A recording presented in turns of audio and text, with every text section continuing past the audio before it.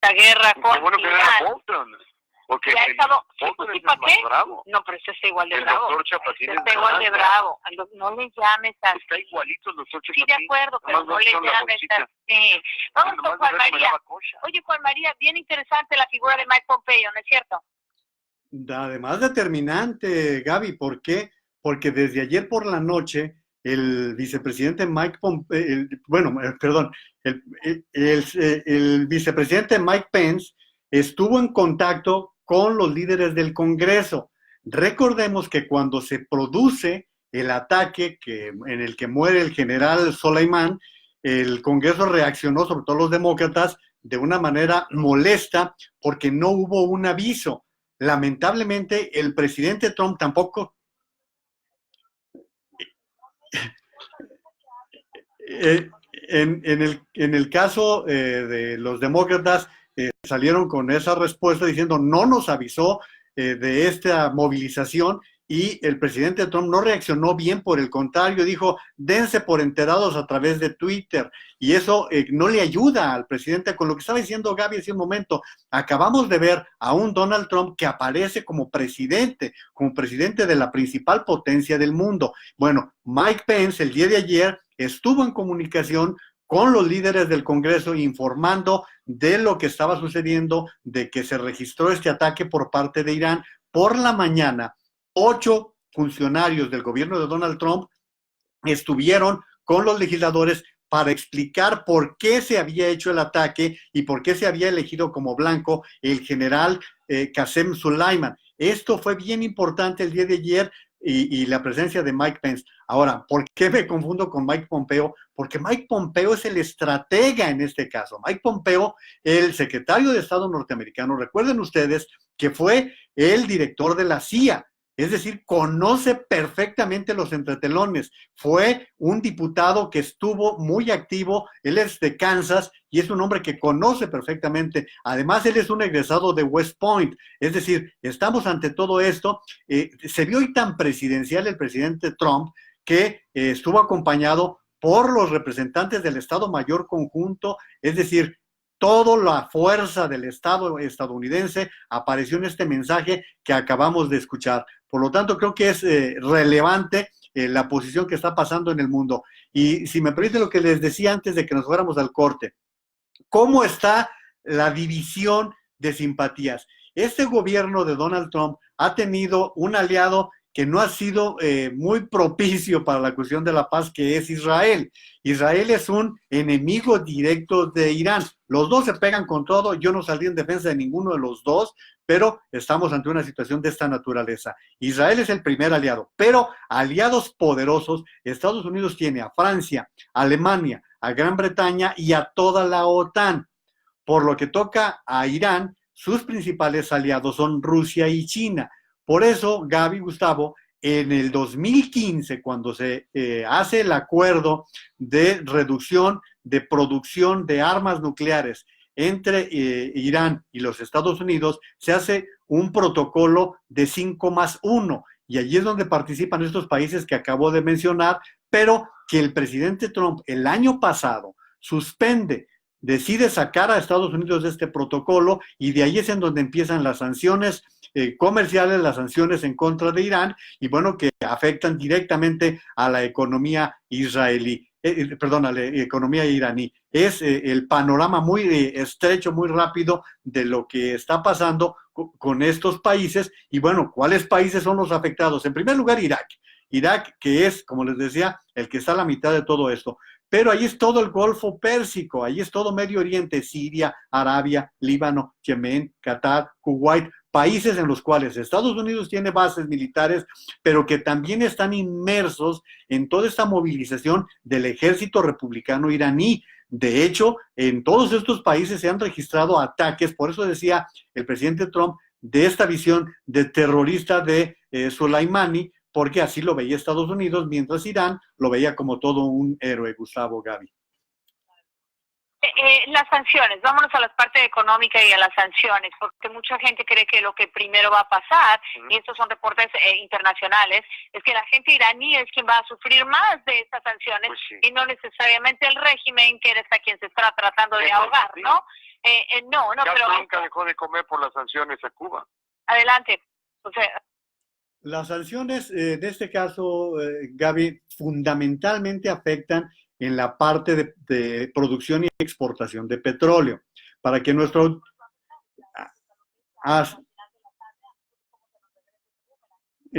aquí habría que establecer que de la zona del desierto, del estrecho en donde se envían la producción petrolera, allí salen 1 de cada 5 barriles que se producen en el mundo.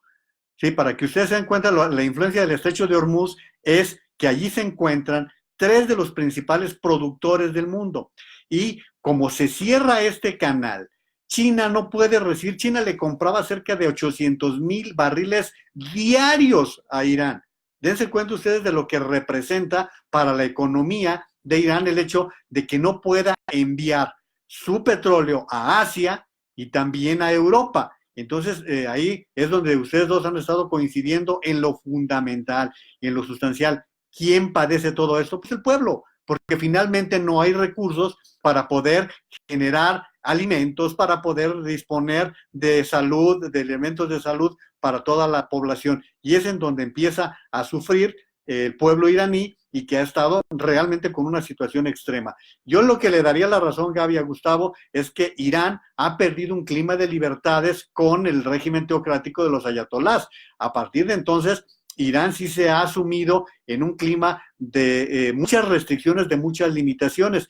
Pero bueno, pero finalmente, Gustavo, Gaby, pues es la decisión de un pueblo, no son millones de habitantes que son los que han mantenido a ese gobierno, a ese régimen. Estados Unidos tiene la tendencia de utilizar las sanciones como medida, pero pues finalmente es la decisión. Exacto. Sí, ni modo que le estés dando de comer a un gobierno absolutamente absolutista, de acuerdo. que además te odia. Dead to America. Yo no estoy buscando, Nos mandamos bueno. $1,500 millones y Dead to America. Bueno, no, hombre, ¿y eso cómo le llegó a la gente? Pues gracias al presidente anterior. No le llegó a la gente. No, pero, Ese es el punto. Pues llegó a para construir misiles, Bueno. comprarlos y mandarlos a bases militares americanas. Entonces, ¿por qué te enojas con la gente que dice Death to America después de que ellos no recibieron porque ningún los tienen beneficio? absolutamente Pues endoctrinados. ese es el fenómeno que vemos por todos lados del mundo. ¿Tú crees que haya acceso a medios sociales allá, que la gente pueda tener su Instagram y su Facebook? Bueno, mira, te voy a decir siempre que well, there's a way, where there's a will, there's a way, y en el mundo, yo te voy a decir que Gabriela, sí. yo creo que no. Bueno, que escuchaba Radio Mambila Grande en la Florida y viceversa, ¿no? Sí. O sea, pues sí. Pero bueno, a lo mejor sí, algún te están posteando ahí, sí vamos a correr a este ayatola y vamos a hacer una sociedad normal como todos los demás. Un ratito, hay mucha gente que quiere participar, que ha esperado algunos hasta 1 hora en la línea telefónica para que escuche sus puntos de vista y si quieres comentar. ¿Tienes tiempo? Sí, cómo no, con mucho gusto. Venga. Mira, quien tiene 1 hora en la línea es Luz. Sí, a ver, Luz, va. Luz y luego Raúl. Híjole. Buenos días. Buen día. Buenos días. Mira, le voy a decir, esa gente que va a la calle y protesta en Irán, la mayoría, teniendo la situación que ellos han tenido y que tienen y que llevan años de años, esa gente son obligadas a ir a gritar y a apoyar al gobierno de ellos. Y si no lo hacen, lo meten en la cárcel o lo matan, porque eso mismo pasa en Cuba. Eso mismo pasa en Cuba. En Cuba, cuando la gente se tiraba a la calle, que mucha gente a favor del gobierno, muchos eran en contra del gobierno, pero estaban trabajando y como empleados tenían que ir obligados porque si no iban a la cárcel. ¿Sabes lo que hacía? Tú ves lo que hace hoy en México, que a los que están, los bolivianos comunistas que están ahí en la embajada mexicana. ¿Sabe lo que hacía México? En Cuba, en los primeros 10 años, muchos cubanos que no éramos comunistas se metían en la embajada mexicana por la amistad tan grande que siempre hubo entre México y Cuba. Y muchos de ellos lo que hacían era que llamaban el G2, que viene siendo la KGB de Cuba, y se los llevaban preso y le echaban 10 años de prisión, hasta que eso se fue conociendo, y la gente ya después no se metía en la embajada mexicana. ¿Saben lo que hacía la gente? La gente corría, que en Cuba fusilaban todos los días, y cualquiera que fuera a defender al otro, lo fusilaban también. ¿Sabes? El doctor Urrutia llegó, que fue el abogado, el magistrado que defendía a Fidel Castro cuando lo del Moncada, que entonces no se sabía cuál era su filiación de Fidel Castro. Ese señor, él lo puso como presidente cuando subió al poder. ¿Y sabes qué? Ese señor lo conocí yo, y él nos dijo a nosotros, a mi familia, que él tuvo que renunciar porque un día ya Fidel Castro abiertamente le dio un documento para que firmara anexión con Rusia y a él no le dio la gana. Como no le dio la gana, lo metieron preso por 20 años. Cuando vino lo de Playa Girón, todo el mundo estaba tirado a la calle y todo el mundo estaba ganándole al gobierno de Fidel Castro. ¿Pero qué pasó? Kennedy le negó. Pues Kennedy ahora sí que... La ayuda. Tiene razón. Lucecita, bueno, nos acabas de dar una muy buena lección de historia. Yo creo que es cierto. Vamos, sí, bueno, sí. Pero regresemos a Irán, regresemos a Irak, regresemos a los Estados Unidos. Y vamos ¿se puede comparar Irak con Irán, con Raúl? Yo le iba a dar el Raúl Castro. Raúl. Como tú quieras. Nombre, no. Cervantes. Ok. Raúl Cervantes está en la línea. Raúl, te toca tu opinión. Adelante. Sí, buenos días. Muy bien. Pues lo único que a mí me extraña del presidente Trump es por qué no hace lo mismo en su región. Si se atreve a ir allá, ¿por qué no defiende acá, por ejemplo, Venezuela? Esa es una, ¿verdad? No. La otra... Y hay petróleo en Venezuela. Que los iraníes terroristas ya están aquí. Ya, claro. Y están ahorita lucubrando, mi querido Raúl. Bueno, vamos a atraparlos, vamos a justiciar. Adelante, Raúl. Esa es una, que es lo que no se ve. Ellos ya están aquí, ellos ya están tramando todo esto aquí, desde adentro. Aunque haya gente que son espías que dicen lo contrario, pero es muy seguro que ellos ya estén planeando. 1, 2, al no contener a Venezuela, entonces los iraníes fácilmente pueden llegar para acá. Los iraníes tienen la fuerza más grande de submarinos. No dudo que ya algún submarino iraní ande por las costas por medio de Venezuela. Entonces el presidente creo que le falta un poco de estrategia local. Sí. Porque todo se va a entrar por Venezuela. Ahora, interesante. ¿Qué te parece esa teoría, Juan María Naveja? Bueno, es muy difícil porque Venezuela está muy lejos. La verdad es que está más cerca México, hay otros países que están muy cerca frente a todo esto. Venezuela, así rapidísimamente, Gustavo, Gaby. Venezuela, si Estados Unidos hubiera emprendido una acción armada para desplazar al régimen de Maduro, hubiera recibido la oposición mundial. ¿Por qué? Pues porque no son muy bienvenidas las acciones militares, las acciones armadas, a pesar de que lo ha hecho Estados Unidos con otros países, ha buscado otras vías para tratar de solucionar el problema venezolano con este régimen de Maduro. La segunda parte, con respecto a nuestra amiga cubana que nos daba su versión, yo creo que es bien importante que veamos, Gustavo, Gaby, la distancia que hay entre las vivencias personales y las diferencias de los países. La verdad es que ustedes imaginen lo que significa para los cubanos que viven en Estados Unidos haber dejado su país, no poder regresar, tener a toda su familia que muchas veces no puede salir. O sea, también hay que reconocer cuál es la situación que han vivido desde 1958 los cubanos hasta nuestros días. Por eso les decía que también hay que ver cómo ven el mundo los de Oriente Medio, la gente que se encuentra en Oriente y cómo la vemos acá en Occidente.